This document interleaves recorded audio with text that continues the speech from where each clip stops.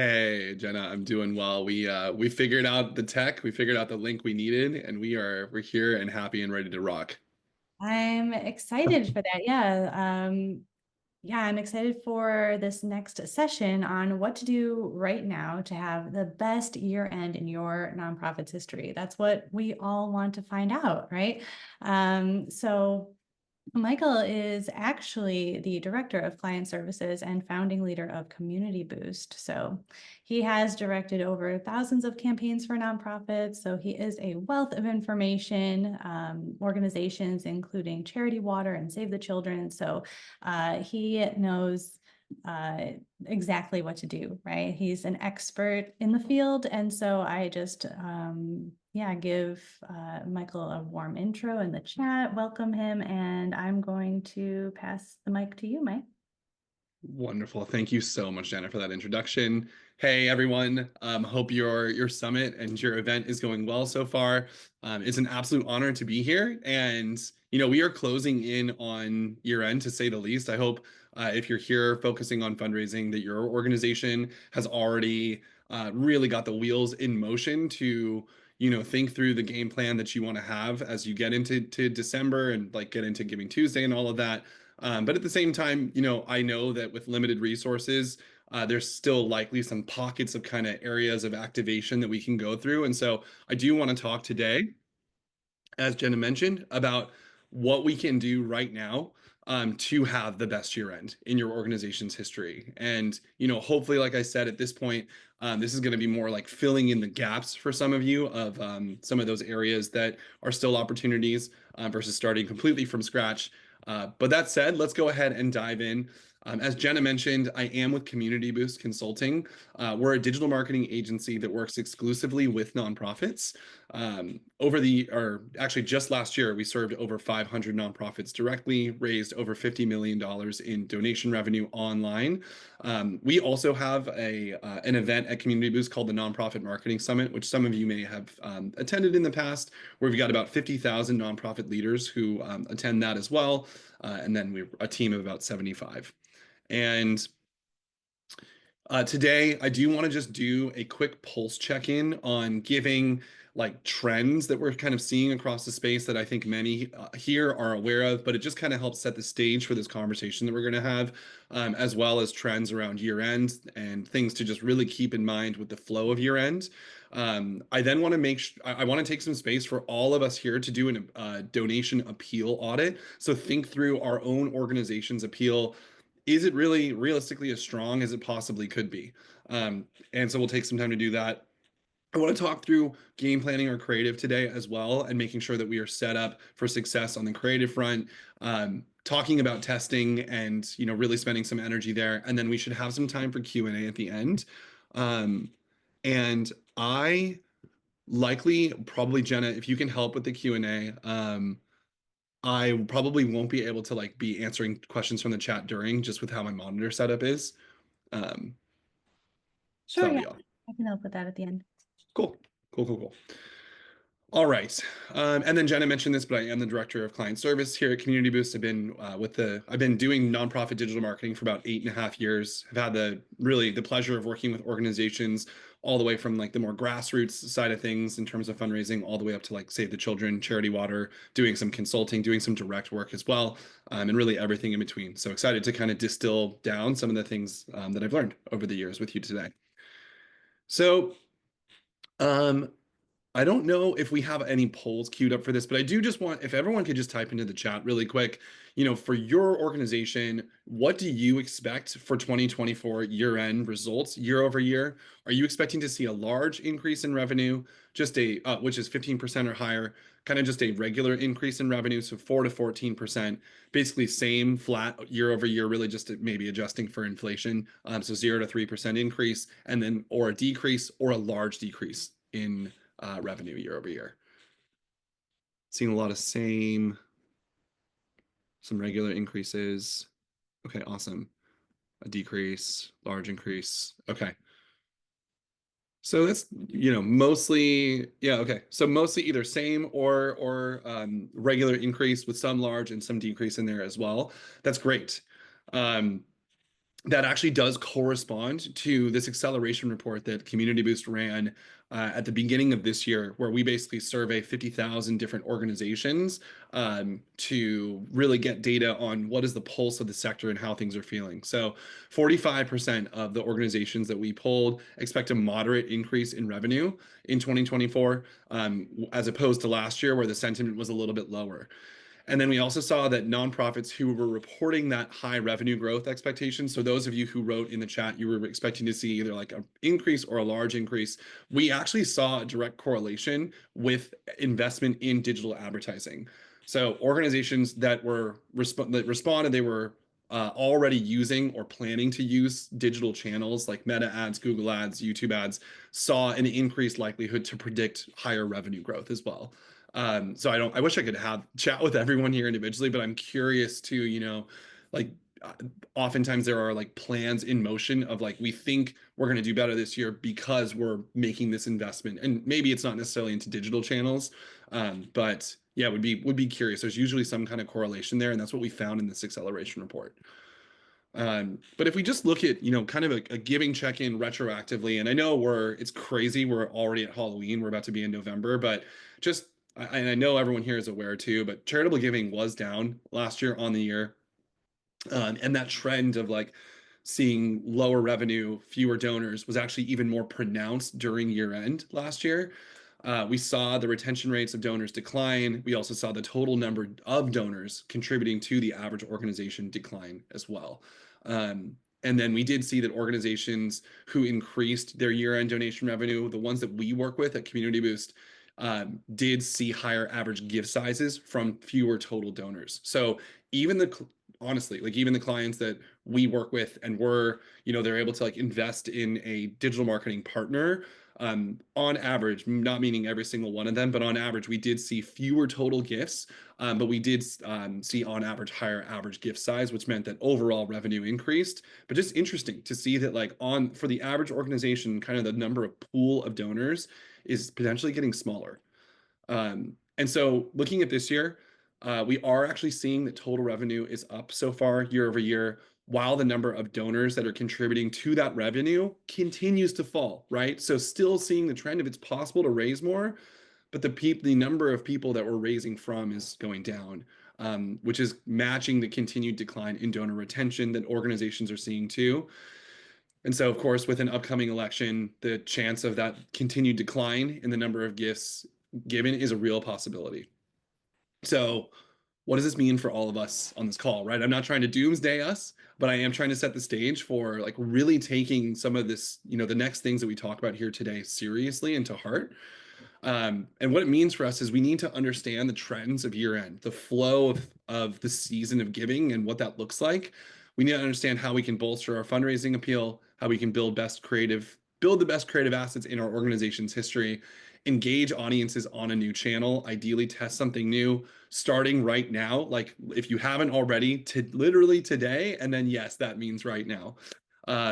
So I want to do that cadence check-in here. Where at the end of the day, right, year end is your organization's Super Bowl. I'm hoping that many of you here have some other fundraising season. So, if you're a faith-based organization, it's oftentimes around that kind of like holiday of faith, or if you're whatever thing recommend nonprofits. If you're doing fundraising, you tap into year end and then you create or attach yourself to at least one additional one, if not three total major fundraising seasons in a year. I wouldn't go more than three, for in terms of like donor exhaustion, things like that. But anyways, for us here, year end is our Super Bowl. About 45% of all gifts that happen during the year happen in November and December combined, with 33% of all donations that happen each year happening in December on average. That's insane, right? So what we want to do is we also want to play the hardest at the close of the year, where we have about 12% of all the gifts happening in the last 3 days of December. And then December 31st is the largest day of giving of the year, with Giving Tuesday being the second largest day of giving. And so what we want to do as like nonprofit leaders is we want to leverage that cadence. We want to map our campaign cadence, our strategy, and honestly, our budgets that we're spending around those existing trends to amplify results. I just want to show you guys this screenshot. This is actually from, it's called an MCC. It's our master account within Google, that combines all of the data from all of the different partners that we work with. And we can literally see here that exact trend on this bottom line here, where we have the last 3 days of December and then December 31st, this gigantic spike, as well as Giving Tuesday here. And then this dotted line was the Giving Tuesday from the year prior as well, plus December 31st from the year before as well. So yeah, it's cool to have these kind of data points that we know colloquially are true or we can look up online, but then to like see it mirrored in our actual platforms is awesome as well. So you guys can see my graphic design skills here. But I did want to talk about the ebb and flow of a donation campaign in general. So when it comes to year-end giving, and really many of you will recognize this being true about pretty much all fundraising campaigns, but there is this cadence to it where we usually will see this initial excitement. And so for many organizations, that kicks off with Giving Tuesday. Maybe you're even opening up some of your giving campaigns prior to Giving Tuesday, but generally we are seeing those who are kind of the more diehard or like regular supporters of our organization, or maybe even those who you have pre-wired, right? You've talked to in advance about giving, donate in that first period. I think my video is mirrored, so I think my hands need to be over here with this one. But anyways, the initial excitement period. And then we also are in pretty normal, like we're used to seeing the big finish, right? We're used to seeing when something is wrapping up or something is looking like it's going to be successful, right? People want to be a part of that. So the conversion rates, the ability to remarket to people to say like, hey, it's like now or never. We oftentimes see that larger, kind of conversion rate at the big finish, which also corresponds to that December 31st type timeline. The part that's difficult with giving is the trough, where we get into the middle of the campaign. The people who have given who were going to give right away, who were really inspired by the campaign and the creative, have already donated. Those who are kind of like waiting to see it be more successful, or they're needing more messaging from you, are waiting for the big finish. And how do we really carry through this trough period so that we don't see? And I can say for sure, this is actually when our team is the most active during December. It's usually from like December 7th through December 20th. And we are in the trenches with the nonprofits that we work with, rejigging creative. It's like, okay, this appeal was working and now it's not working as much. Oh, or maybe like we need to change the donation amount that we're asking for. And it's tricky because at the end of the day, December and like, yeah, I mean, specifically December is frequently when we want to take time off to like spend it with our loved ones and do all of that. And we have a decent balance of that here at Community Boost, I think. But it also really is when, if we want to combat this trough, sometimes we need to be almost like kind of finding that balance between taking some of that time, but also then being active in really listening to what's working and then testing things if what's working starts to decline as well. And so one of those things that's the most important factor of driving gifts through that entire process is what is our overall donation appeal. So my commitment today is to give everyone here very real tools that you can walk away with. And let's see here. Yeah, and so one of those is going to be this audit that we can go through. Well, it is incredibly imperative to really nail our appeal. And what I mean by that is like with this, that we're seeing this trend towards fewer overall gifts and this need to really drive new donors, increase in average gift size as well. Making sure that our messaging and our appeal is inspiring is truly more critical than ever before.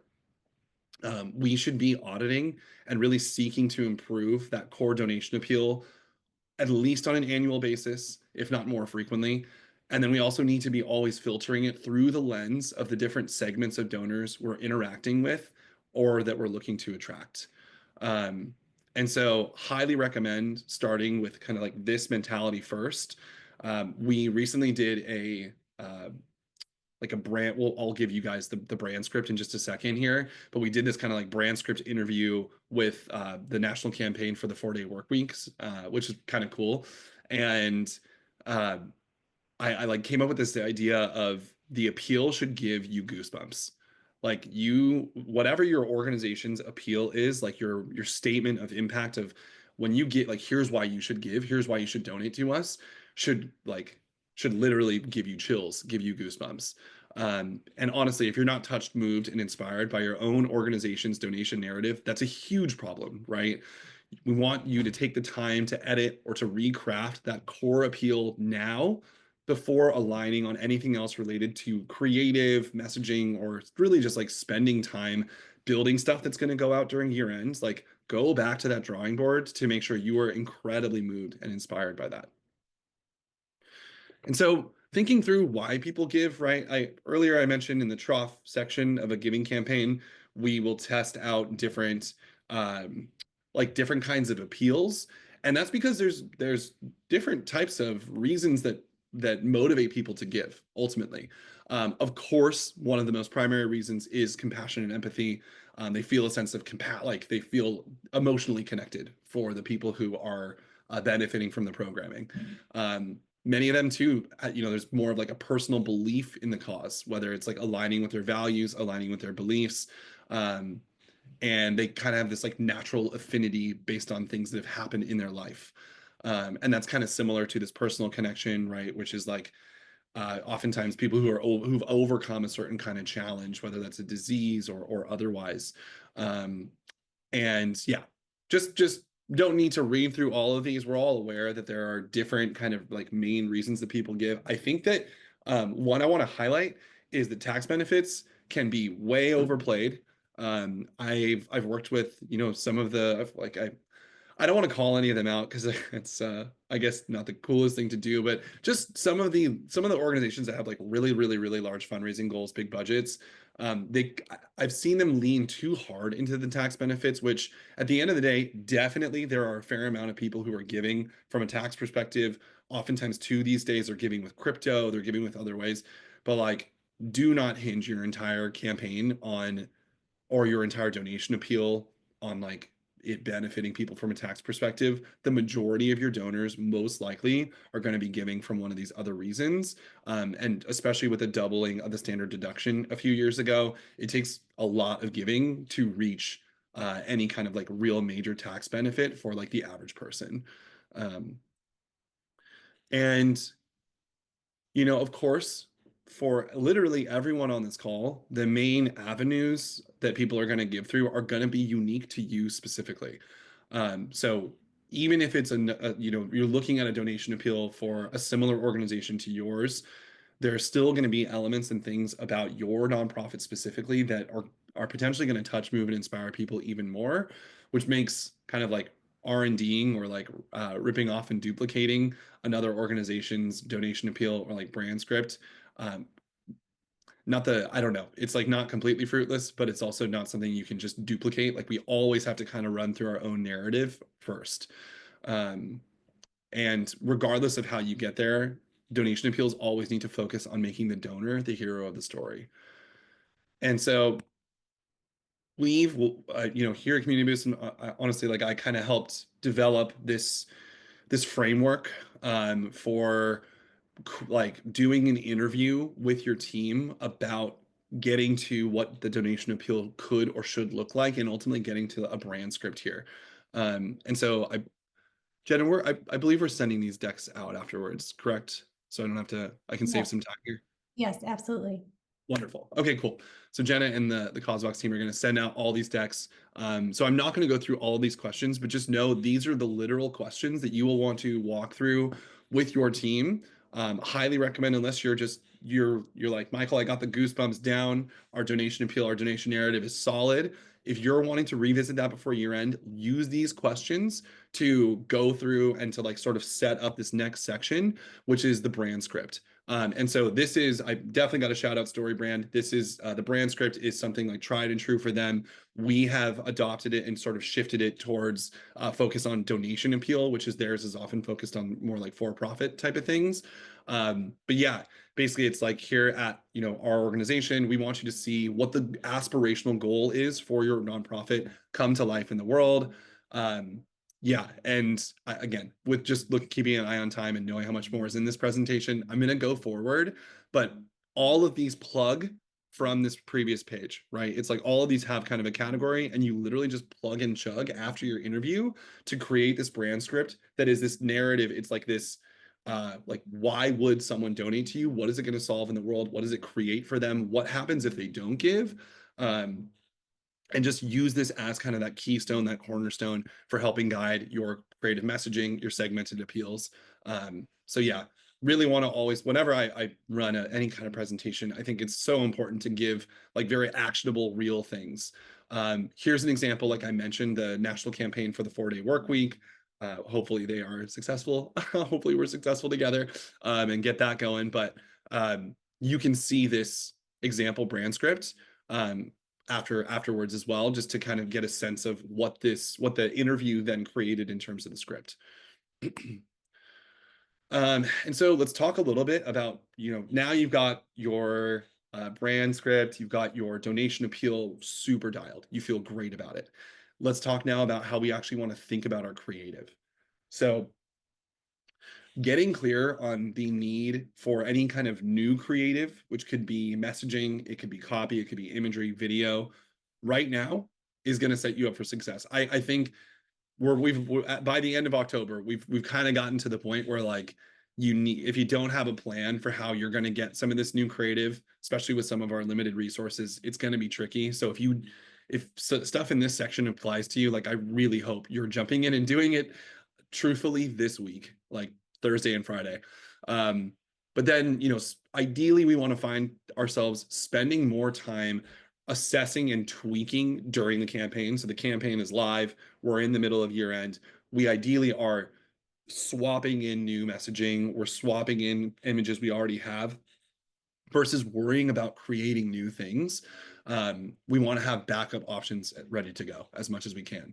And then I think we all know this here, but our creative assets are going to make us or break us. So if we don't have strong landing pages, we don't have great donation pages.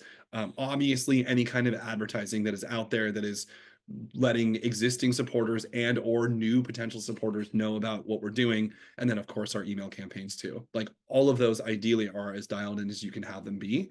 And again, it's our Super Bowl, we've been playing all year for this moment. And I actually don't know why there's the Grinch here, and that's great, and I love that. But thinking about proactive planning, there are really two kind of categories that we want to break the need for creative assets into, and those are the types of assets, and then also when those assets play out across a strategy timeline for a campaign.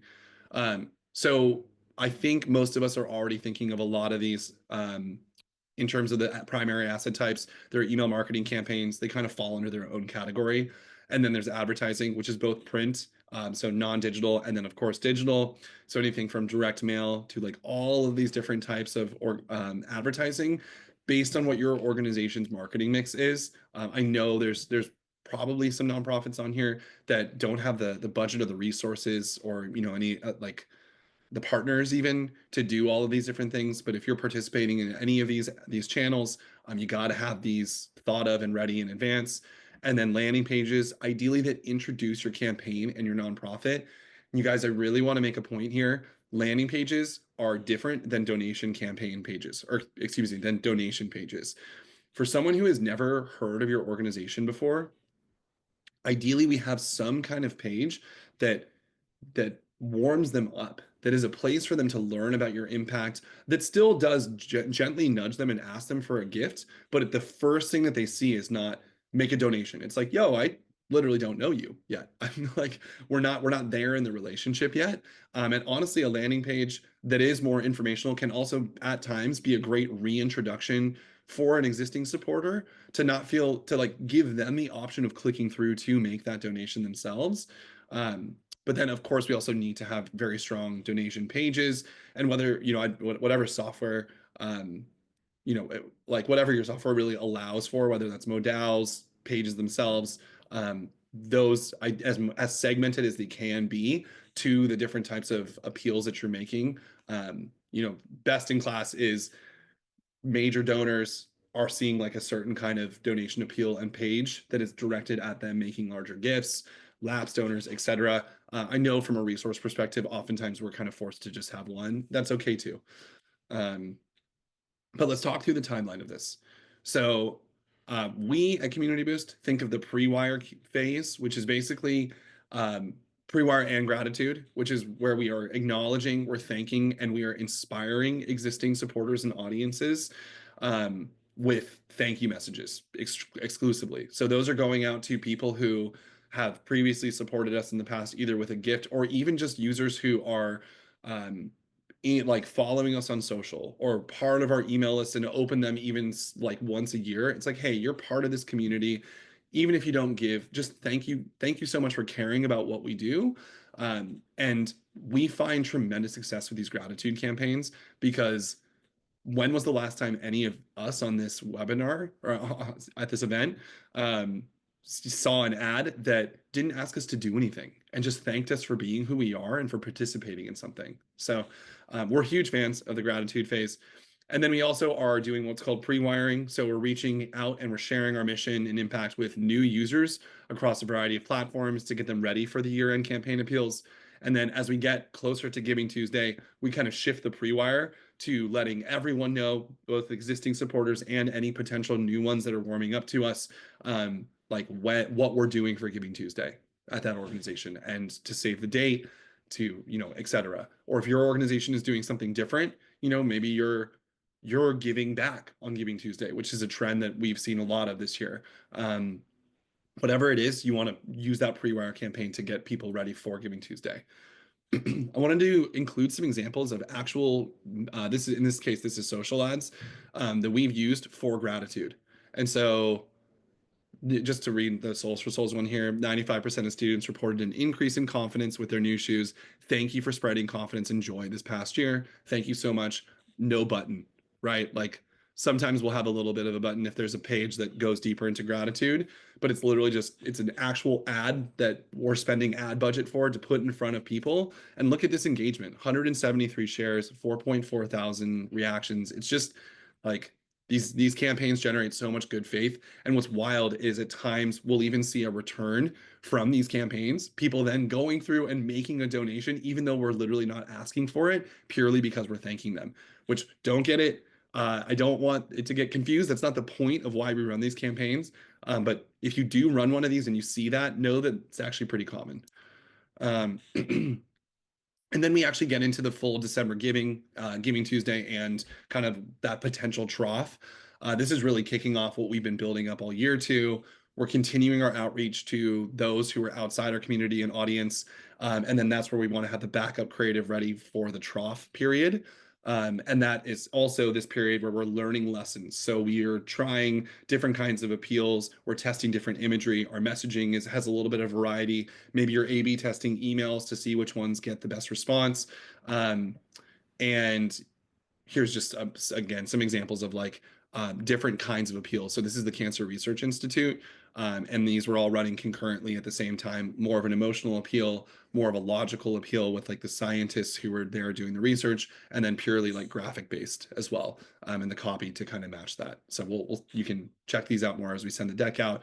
But then we get into the last phase, which these timelines are recommended. It's you could play with them a little bit on your own, but generally it's about that last week of December is where we get into urgency and remarketing. We are no longer marketing to anyone new, so we're done with potential new donor acquisition, meaning like we're not anyone who hasn't expressed even like a little bit of interest in us. We're done with that. We are now shifting completely to remarketing and building urgency with those who have not given yet.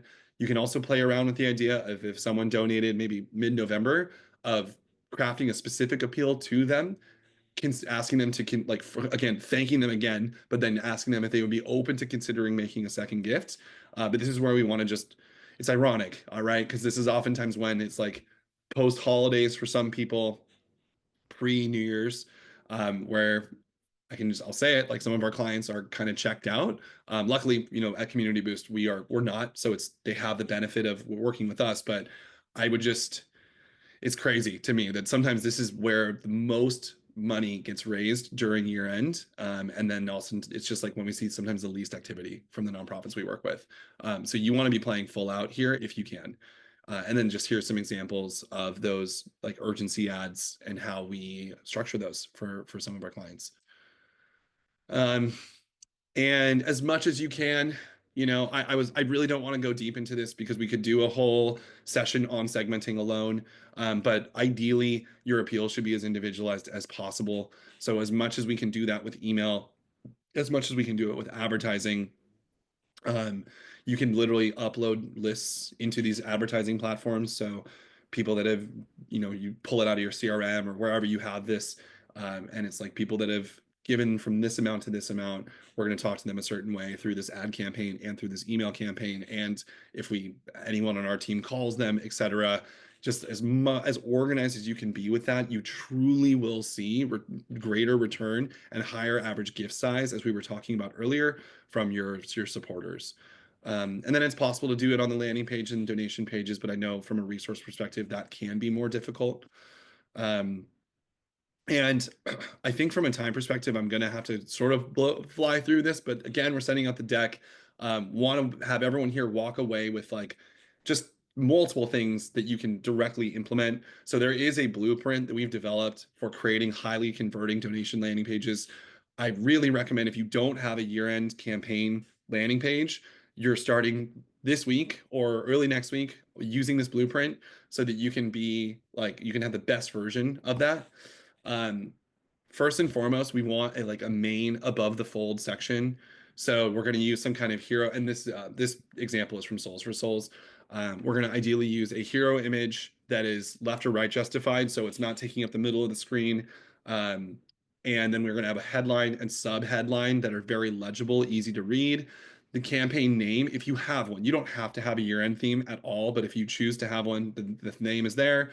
And then 1 to 2 sentences that really encapsulate the campaign below with a call to action.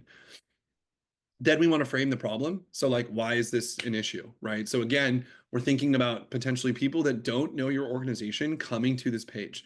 And so, from that psychological perspective, it doesn't make sense to go deeper into our solution, like what we're solving, how we're solving the problem, without people understanding that there's a problem. So we want to keep it quick, keep it simple. Consider having like a moving image here that can pull on the heartstrings and helps emphasize that what we're dealing with really matters. If you have a video, that's great, but I know that that's not always going to be the case, especially this late in the game. Then we get into framing the solution. Um, why, like you care now about the problem. How are we thinking about solving it, us specifically? And then credibility. Why should the user trust you, right? Your organization versus another one who maybe has a similar solution to a problem they now care about. We then want to add just another appeal. Sometimes we see these pages that go on and there's like literally not another button to donate, which is just bad conversion design. So make sure that we add one of those in, and then also get into impact amounts. So if your organization is able to define an amount to donate that creates X happening in the world, you for sure want to do that. We've seen so many times, even for this client here, Souls for Souls, we've seen um, actual shifts in what we're asking for literally create different amounts of gifts being given, average gift sizes from people who have previously given either lower or higher. It's pretty wild how when you're, especially if you can tie to an impact amount and then you make an ask, the response that comes from these campaigns. And then here's just obviously we couldn't do the whole page, laid out, so we just did kind of it in these verticals here. Um, And so it's time to start thinking about packaging our content as well. Ideally, we want to keep our campaign fresh. So if we are talking to, existing supporters, when that comes to like our messaging, our imagery, our video, we ideally aren't just like throwing out the same exact thing we used last year. It is okay if you have a consistent theme. So like Souls for Souls here, Give Joy is pretty much always their year-end campaign theme. And so there's actually kind of a strength to that. Like users get to know that that's how they frame themselves during year end, but the like creative is updated every year. So it's not, I don't know. I think there can be this feeling of like lax almost if you're see, and this goes for profits and nonprofits, right? Like really any business out there, when it's like the same season of year and the campaign is exactly the same. It's like, I think just even subconsciously, there's a bit of a turnoff there. Um, and I also want to say, though, we can recycle when it's relevant. So it's your previous content does not completely go to waste at all. If we look at what went well from last year end, which hopefully everyone here did, is like, here's what worked, here's what didn't work. The things that worked, reuse them when you're talking to new people. That is completely fine. It's, yeah, definitely does not all go to waste. Or you can, borrow certain elements and then repurpose others. It doesn't have to be completely from scratch for the existing supporters, but just something to keep in mind. If you're competing for a gift with another organization who has like similar credibility and their campaign just feels really fresh and new, and yours is literally the same as it was last year, that's potentially putting you at a disadvantage. And then ideally this year end, your organization is able to test something new. Uh, from our acceleration report that we ran, the importance that organizations are placing on multi-channel digital marketing increased tremendously in just a year. So we've run this now for the last 3 years, and from 2023 to 24, the importance organizations are placing on doing multi-channel marketing went up 57%. Um, yeah, they've ranked overall, excuse me, sorry, they have overall ranked multiple digital marketing channels of higher importance to their year-end fundraising efforts, which is indicating a little bit higher of an investment in digital marketing. Um, and for us, when we think about omni-channel audience activation, we are seeing on average a year-end return on ad spend of over 400% for clients that work with us at Community Boost. Nonprofits who are making that investment in consistent cultivation across multiple channels did tremendously support this average, meaning that some of the nonprofits that we work with who are just doing one or two digital marketing channels and efforts, at times we're kind of more pulling that average down compared to some of the organizations who have this like very cohesive digital marketing strategy, being in the 800 to 1,000% return that is like really helping that average go up to 400%. And so we already talked about this, but the nonprofits that from our acceleration report that are expecting to raise more are usually investing more in their advertising budget. Um, and so just some ideas for your organization of what we could do here. Potentially picking one of these ideas and getting it going as soon as possible. Fundraising more on social platforms, which can look like launching engagement campaigns now to build some of those engaged audiences for retargeting, especially for that last week of the year. Any additional kind of list growth you can do now before really like Giving Tuesday. So launching a lead generation campaign on a social or a programmatic channel, strengthening donor retention. So creating those gratitude ads now, creating gratitude emails, just really thinking about how we can bolster that sense of passion from our supporters. Again, without asking for anything, especially if your nonprofit is kind of guilty of that trend of pretty much every time someone hears from you, it's either like talking about yourself, which is what a newsletter is, or it's asking them for something. And so I think if that is you at all, I would highly recommend choosing the strength and donor retention thing where you are talking about them, but you're not asking for anything back. And then also growing your website remarketing audience, which, launching, if you aren't using the Google Ad Grant, that's wild. It's $10,000 in free advertising from Google, to help you grow the people you can remarket to who have been on your site. Okay. Thank you everyone for dealing with me speaking 1,000 miles an hour. I know that this is a ton of content, but I always try to leave a few minutes at the end for any questions. So Jenna, I'm not sure if there were any that feel worthy. Yeah. Wow. That was, I just gotta say, that was incredible. I hand it to you. Hats off. Or hats on, we should Hats say. on, hats off. Yeah. Got some bedhead, so I don't know about that. That was amazing. Yes, the insights were, yes. Okay, I'm gonna dive into a couple of these questions while we have the time. So Christina was just kind of asking, do you have any cool ideas for like fun fundraising requests during the end of year campaigns? Yeah, I guess like different ways of like putting out asks. Hmm. Um, Fun fundraising requests. Yeah, I probably. I'm trying to think. So I'm thinking of I'm thinking of sort of themes or like creative type appeal. So Um, so Souls for Souls, who I talked about a few times today, they do Giving Shoes Day. And their organization is focused on shoe donations. And so for them, that's like a really like a way to create a little bit of like fun, nuanced wordplay that also sets them apart from other organizations who are doing that. Um, I think, I could see, I've never really, and I think the woman's name was Christine, right? You said? Oh yeah, Christina. I guess it's like she said ideas for end of year campaigns that aren't just asking for funding. So like raffles or something cheaper than a gala, those types Yeah. of things as well. Yeah, my mind went to like either a raffle or some kind of like anything like that could be gamified as well, I think could be interesting. Christine, I don't know if your organization is local or not, but like having some kind of maybe even like having some kind of like little party, which could even be at a park or something from a resource perspective, just to bring people together. Community has also been a huge conversation in this space this year of like how to create real connections between supporters. So not just like this online thing, but how do you like make sure your donors get to know each other? Um, and on average, a donor who has a friend at like another donor at a nonprofit is going to be worth 5 times more over their lifetime to you. And so even like if you're able to create kind of in-person anything, both more fun, but also is going to guarantee that those people are not to just break it down to a number, but are going to be worth more over their lifetime to you. Great point there. Yeah. I know there were probably a couple other questions, including one on, maybe how to get in contact with you or your team on strategizing for campaigns or year end. If people wanted to connect, what is the best way for them to get in contact with you? Yeah, I think so. My LinkedIn is great. I'm gonna put it in the chat right now. I would love to.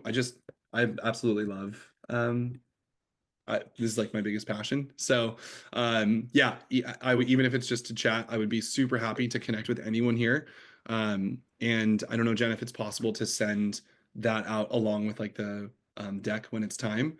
But yeah, Mhm. and if any of you would want to chat about your strategy prior to year end or anything like that, would be more than happy to set up a conversation.